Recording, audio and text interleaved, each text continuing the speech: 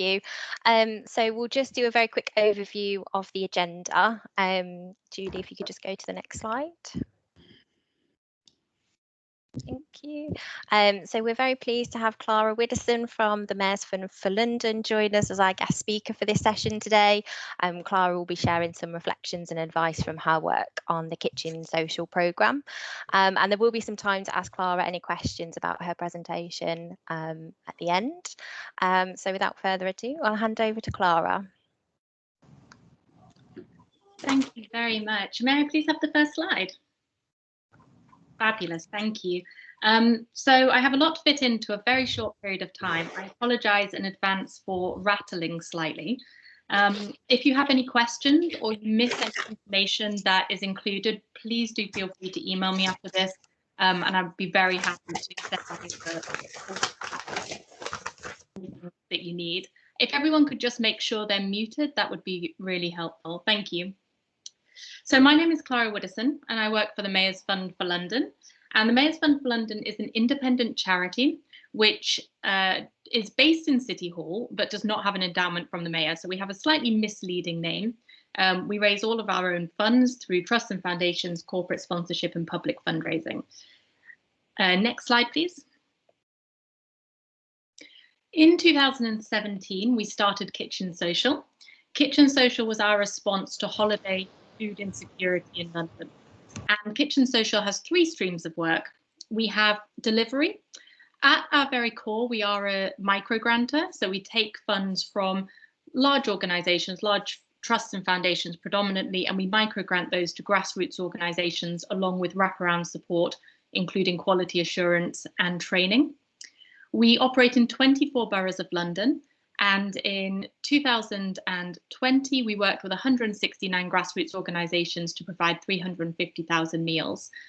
We support children when they're outside of school. So, of course, in 2020 and 2021, that has also meant running an emergency response to lockdown. We coordinate holiday provision in London as well. So that includes holding the local authority forum, which some of you may have attended, which we do each November.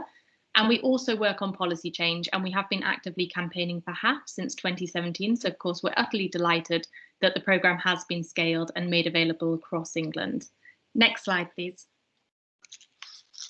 We're here today to talk about stigma. This is something I care very, very deeply about, having worked in food aid and food insecurity since 2014. For those of you who don't know the definition of stigma, I would suggest that I probably didn't before this presentation. The definition of stigma is that it can be defined as a label that sets people apart from their peers or wider society. And people experiencing stigma are often stereotyped, which leads to prejudices towards them or prejudiced behaviour towards them. So research from the Child Poverty Action Group has shown us that children are particularly sensitive not only to stigma, but also to bullying and being judged and excluded as a result of stigma. Today, we'll be predominantly talking about the stigma related to poverty and food insecurity, but I'll touch very briefly on some other stigmas as well. However, we also know that we're working with resilient, hopeful and aspiring young people as well. So despite the experiences that young people are having and despite the acknowledgement that they have about the impact of stigma around poverty on their lives, they regardless are resilient, hopeful and aspiring. The Child Poverty Action Group has some wonderful videos on their website about the experiences of young people in relation to poverty, and I highly recommend going and having a look at those. Next slide, please. So the HAF programme relies on free school meal as a qualifying criteria for children to partake, which introduces a risk of stigma around both poverty and food insecurity. And as a result, I've got a few stats here just around, particularly around food insecurity. So we know that children can identify as being food insecure from a very young age. We know that children who have identified concerns about being food insecure talk about feeling shame in relation to that. And they talk particularly about being labelled as poor and being stigmatised as being poor. We also know that that worry about stigma is a huge barrier to accessing food aid. We know that of the households who self-identified as being food insecure, only around half have accessed support relating to food access. We also, and no doubt working for local authorities, you will know this very, very well. We also know that this is one of the main barriers in terms of free school meal uptake. Stigma also impacts on different young people differently. So we also know that older girls were most likely to report feeling shame when they reported a lack of access to food. We also have households who suffer from what I would refer to as dual stigma or multiple stigmas. So for example, there's an overlap between the number of households who are experiencing food insecurity and those who are either have a disability in the household or are single parents. And those families may be suffering from multiple layers of stigma. Every council will have different issues within their boroughs in terms of different groups of people and different risks around stigma. And of course, you'll know about your borough and what those risks are better than anyone else. Next slide, please. However, I think we can take some really positive action to ensuring that stigma doesn't become a barrier to young people and their families accessing the HAF programme. And I've categorised these into 4 areas: design, targeting, communication, and experience. Next slide, please. So with regards to design, I think there are some really basic principles that we can use to ensure that we're designing a programme that is stigma-free.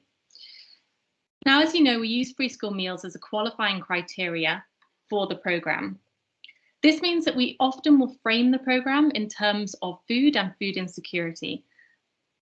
But we know that the programme isn't just about food. Our kitchen social evaluation, which we developed with Northumbria University, found that some of the main impact areas were more involvement in activities for young people, more diverse social networks, positive community networks, readiness to learn, improved behaviour, improved optimism, improved well-being, and financial impact on families. And we know that those impact areas come as a result of the holistic approach that the programme has. However, because of the qualifying criteria, we will often think about it as food first and everything else second. So I think we need to challenge our understanding of what the programme delivers on and how we frame our understanding of the programme. On that note, we also know that the programme joins up a lot of priorities of local authorities in order to have a holistic approach to young people and to their needs. And so instead of thinking about it as a food programme or thinking about it as a programme for children who are food insecure, we need to start talking about it and thinking about it as a holistic programme around children's overall well-being. A couple of really obvious ones in here: asset-based models. I mean, I don't need to tell you guys about asset-based models. We look for what's strong, we don't look for what's wrong. When we talk about the qualifying criteria being free school meals and the potential lack of food access, we're immediately starting with the point of what's wrong, what's missing, and we're taking a deficit-based approach. We need to learn, as a group, as a sector, we need to learn to turn that on its head, and we need to learn to start thinking about what's right and what's strong and how do we build on that.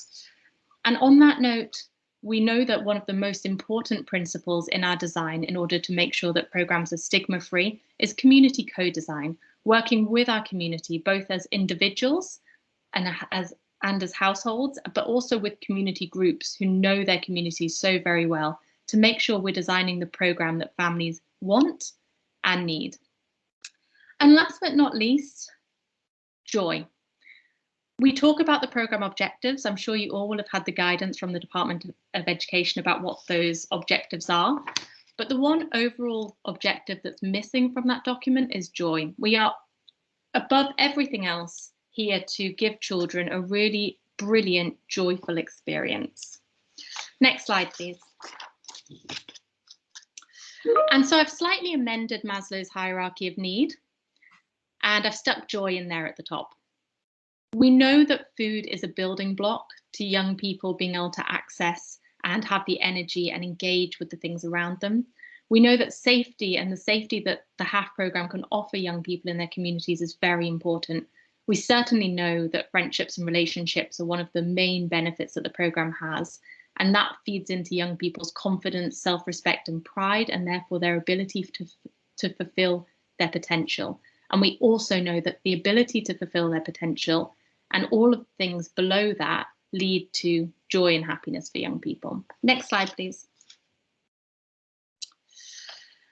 So in terms of targeting, I think we are potentially at risk of separating young people who are eligible for free school meals off from the rest of their peers and the rest of the community. We need to keep in mind that a whole community approach is the best way to support young people, to support their families and to support communities. So we know from Kitchen Social and from the work we've done in London that children benefit most from open access provision. They benefit because those community networks that they access are diverse. They benefit because they know that they're not getting treatment that is different to other children. And we know that particularly older children want to spend time with their friends. They don't necessarily want to always make new friends.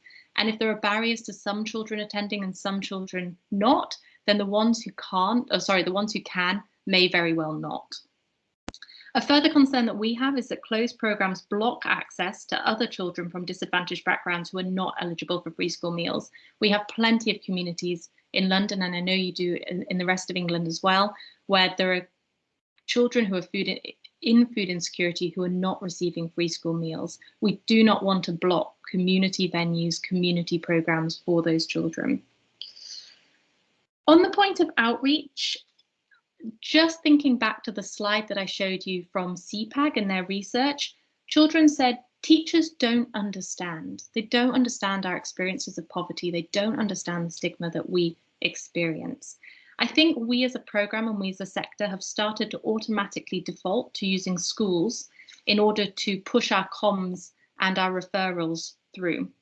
Now, I'm absolutely not saying don't do that. I think schools, as we know, are a brilliant way of communicating with families. However, children are telling us teachers don't get it.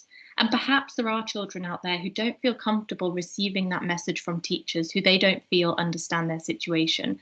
And so in the Lambeth and Southwark programme over summer 2020, we went directly to households. We mailed brochures directly to children and their families who were receiving free school meals, as well as leaving those same brochures in community venues. We also gave flyers to our hubs on the ground to send out locally to the households that are around them. So let's try and go directly to young people. When we talk about community co-design and working with children to design the programme, we want to keep those communication channels open with young people across the whole programme. Next slide, please. So communication, this is the big one, really. I would say this is probably the most important one. So firstly, what did Marcus do differently? So as a result of Marcus Rashford, lots of young people have been talking about food insecurity, have been talking about their experiences and how they feel about it. So why has he managed to get young people to talk about it so openly? When he talked about it in public, he said the system was not built for families like mine to succeed, regardless of how hard my mum worked. He understood in that statement that he was talking about working against a system that was not supporting him and his family. He was not talking about his family's failures or, you know, his mum's low-paid job or anything like that. And as a result, children started to think, perhaps it's not me and my family, perhaps we are also against the system. And as a result, we've had lots of young people feeling more confident talking about this issue. If you wouldn't mind just jumping to the next slide, I'm going to give you a couple of examples of bad communication. And this is a very deficit approach on my part, so I apologise for that, having banged on about an asset-based approach. Now, I want to draw attention to two things. Firstly, why don't we use the word hunger? We don't use the word hunger because Food Foundation research shows that 25% of children in food insecurity experience hunger as a symptom.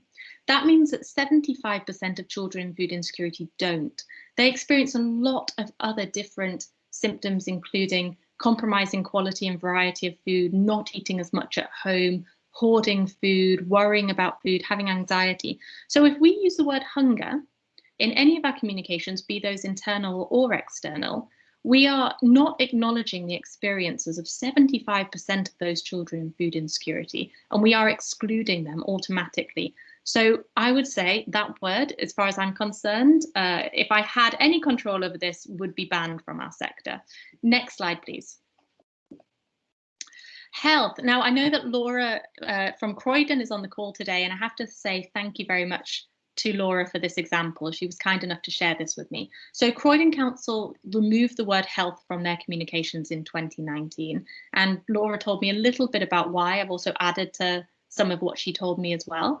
So the word health, we would often talk about healthy holidays or come along and get a healthy meal.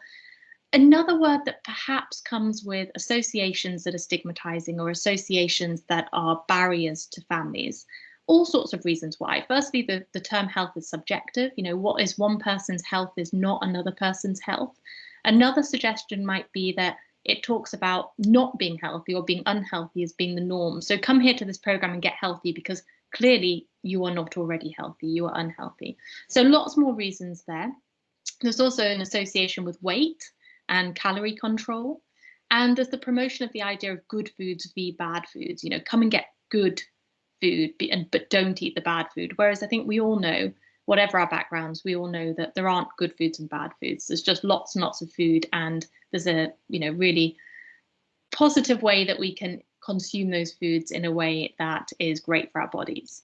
So on that basis, health, I would suggest, is also a word that comes with lots and lots of tricky reasons as to why we may not use that and why Croydon decided not to use that word at all in their communications in 2019. Could we please skip back to our communication slide? Thank you very much. So if I had one message on the point of communication, this is what it would be. Message control, both message and imagery. You will have a web of people and organizations involved in your programs. You will have delivery partners, you will have borough level partners, you will have individuals. If you don't control the message, they will, and they are not as educated as you are on this program or on these issues. We would suggest mandatory training on comms for any organizations or individuals involved in the program. We would also highly recommend using templates that contain all the key messages and sharing templates with partners to use. Can we please jump forward 3 slides? Perfect. So experience. Once we engage children and communicate with them successfully and have them attend our programs, we want to make sure that their experience at our PAF programs is really, really positive and not stigmatizing, of course. Here are a couple of suggestions that we would have from our experiences as to how we can do that. Firstly, taking a whole family approach. So food insecurity creates behaviors in children relating to other members of their family. So children can experience anxiety about food insecurity in their siblings or their parents, and they can also do things like hoard food and take it home, knowing that their family are also suffering from food insecurity. It's very challenging to give one member of the family food and not the rest of the family.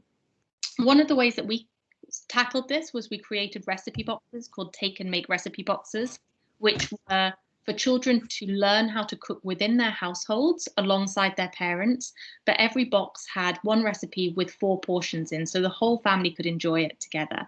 There are lots and lots of ways we can deliver food as a whole family approach, including bringing families in for cooking experiences and sending cakes and other treats home, all sorts of ways that we can embed that into our approach. The second one that I'm going to pick up on in terms of experience is one that I think is high risk and is something that probably my biggest bugbear in terms of some of the approaches we take in this sector. We have this approach around teaching families to cook. Now, firstly, this approach is deficit-based because it is based on the concept that families can't cook or can't cook very well or perhaps don't have the right skill sets. So immediately we're already taking a deficit-based approach. It's also not an evidence-based approach. The evidence from Proof in Canada shows that the skill set between high-income families and low-income families in terms of food and food preparation is no different. So in fact, everybody in this country could do with learning to cook a bit better, probably. But of course, low-income families are the ones who experience this in terms of their engagement with our program and with other programs. It is a stigmatizing approach to talk about teaching low-income families to cook. We don't do that. What we do is we use great food as a way of connecting communities through shared passions and shared experiences.